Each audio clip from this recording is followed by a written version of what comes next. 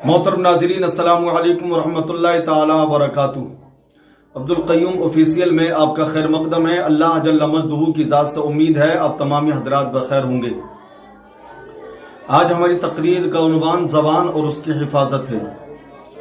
امیر المؤمنین سیدنا حضرت ابو بکر صدیق رضی اللہ تعالی عنہ اپنی زبان پہ کنکریاں رکھ کر تشریف لائے اور زبان پکڑ کر کے کہا کہ اے لوگو، یہی وہ چیز ہے جو مجھے ہلاکت کی طرف لے کر کے گئی۔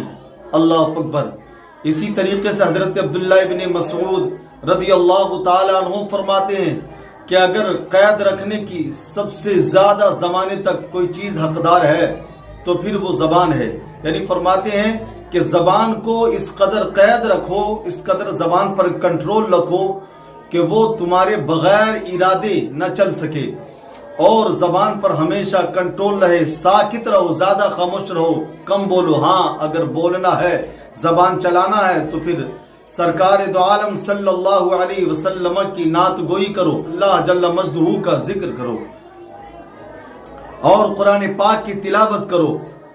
کسی کی حمایت میں زبان کھلے، سچی حمایت میں زبان کھلے، اس لیے کہ زبان اگر کسی کی بغاوت میں کھلی، کسی کی چغلخوری میں کھلی، کسی کی غیبت میں کھلی، کسی کے تعلق سے جھوٹ گڑنے میں کھلی، تو قیامت کے دن یہ زبان ہمارے لیے وبال جان بن جائے گی۔ بڑے بڑے گناہ ہمارے اسی زبان کی وجہ سے ہمارے نامہ اعمال میں لکھے ہوئے ہوں گے۔ لہذا زبان کو زیادہ چلانے سے بچیں، کسی کی عیب جوئی سے بچیں، اپنے اعمال کی طرف نگاہ کریں اور اپنے اعمال کا محاسبہ کریں۔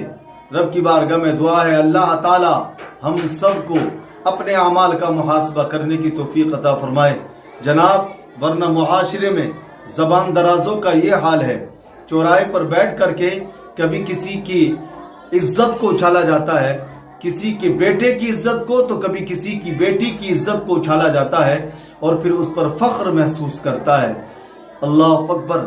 وہ صحابی جن کو اللہ کے رسول صلی اللہ علیہ وسلم نے دنیا میں ہی جنت کا مژدہ سنا دیا تھا، وہ صحابی جو بظاہر حیات تھے تو سرکار کے ساتھ تھے، آج مزار میں ہیں تو سرکار کے ساتھ ہیں، وہ صحابی اپنی زبان پکڑ کر کے کہتے ہیں اگر میں نے اس پر کنٹرول نہ کیا ہے تو یہ مجھے لے جائے گی اس جگہ کی طرف جو مجھے ہلاک کرنے والی ہے۔ حضرت عبداللہ ابن مسعود نے کہا اپنی زبان کو قید رکھو، مطلب یہ ہے کہ میرے بھائی تم اپنی زبان کو خاموش رکھو، ہمیشہ ساکت رہنے کی کوشش کرو۔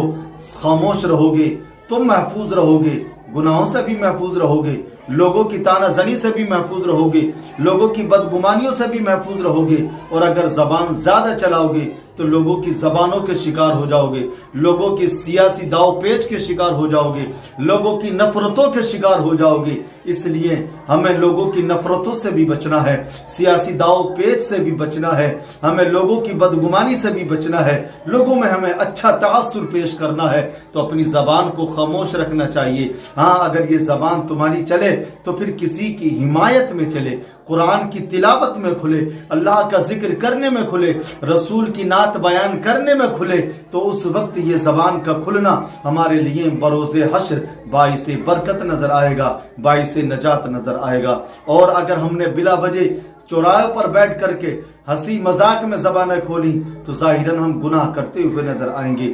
اس سے بچنا چاہیے۔ رب کی بارگاہ میں دعا ہے اللہ تعالی ہمیں اور تمام قوم مسلم کو اس پر عمل کرنے کی توفیق عطا فرمائے۔